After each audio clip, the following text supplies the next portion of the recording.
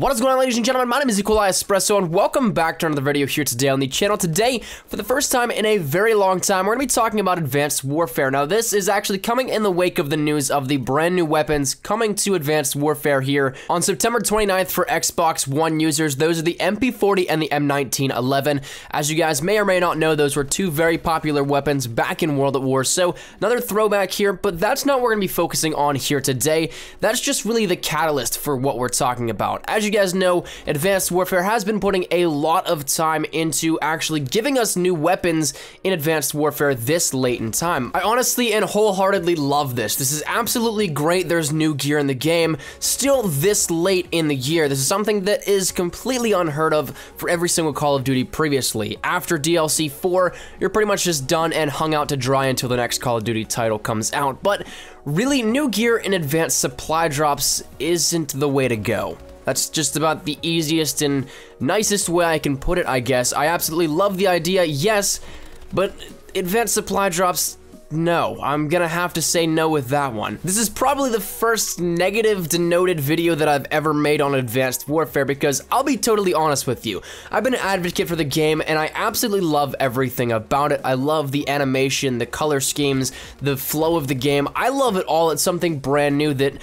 even to this day I still don't understand why people argue whenever they wanted change for so long. Yes, it may have been extreme, but it was the change everybody asked for. But that's not really the topic here. We're getting offhand, but I loved everything about Advanced Warfare. Hell, even for the longest time, I loved supply drops to an extent.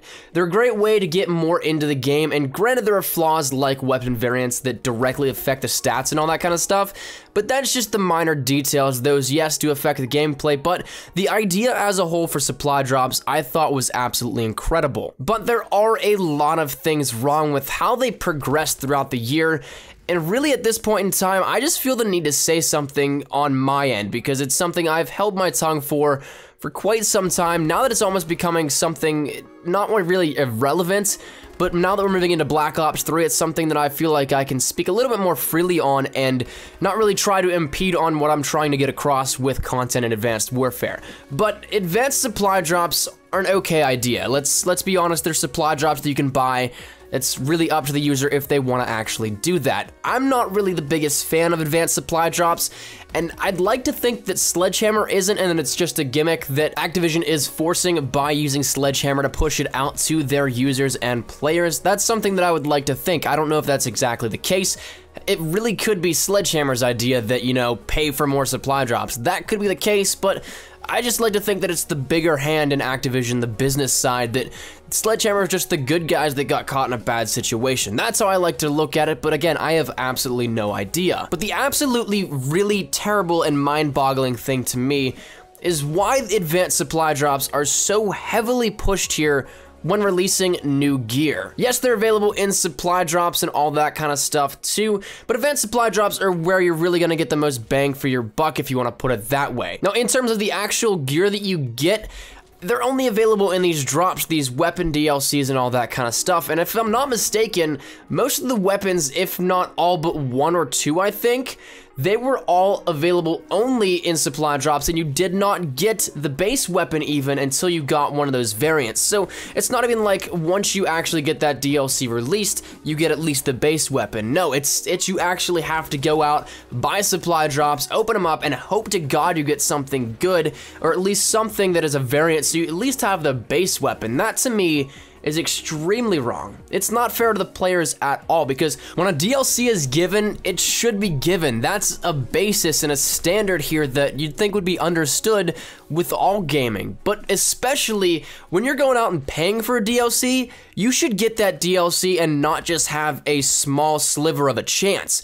That's what you're doing whenever you're paying for DLC here with Advanced Warfare and advanced supply drops. If you're going for these new guns, you could drop hundreds of dollars and not even see a weapon variant of whatever gun you're getting, let alone the one you want. So how in the world is that in any way, shape, or form fair to the player? Yes, again, it is in that user discretion where you know going in you don't have exactly 100% the chance, but that in itself is wrong. If you're going in and buying something, you should have an idea or a guarantee of what you're going to be getting. I just don't understand how that is any way fair and how it's marketed so that it actually entices people to do this. And another thing is Master Prestiges, we're already in September, late September, almost into October. Yes, there is more Prestiges than any other Call of Duty before, 30 total if you want to get to Grandmaster Prestige. So yes, it does take a little bit more time and there might not be as many people that are max level as compared to previous Call of Duties. But whenever you actually do look at those Grandmaster Prestiges, there's no way for them to earn advanced supply drops other than Grandmaster Prestige Day, which is in October. But let's be honest, that's an absolute joke. Somebody that has played and put their heart into the game for months on end, probably up there within the 25 to 30 day range at the minimum for how much time they've played the game. When you put aside an entire month of your life to one game and all you get is 10 advanced supply drops, that in itself is just, no, that's just a big slap in the face. But we're getting a little bit off topic here. This, again, goes to show that Grandmaster Prestiges, again, don't even have that many chances. So it really all dwindles down to, once again, buying advanced supply drops and having a chance to get this DLC that you really should just be given off of the bat. To me, I think it just all dwindles down to being fair. I just feel as a video game player and an avid Call of Duty lover, somebody that I think could even take it to the extremes of saying Call of Duty fanboy, I would like a little bit more transparency, honesty, and a little bit more for what I put into the game as a player and somebody actually giving massive amounts of money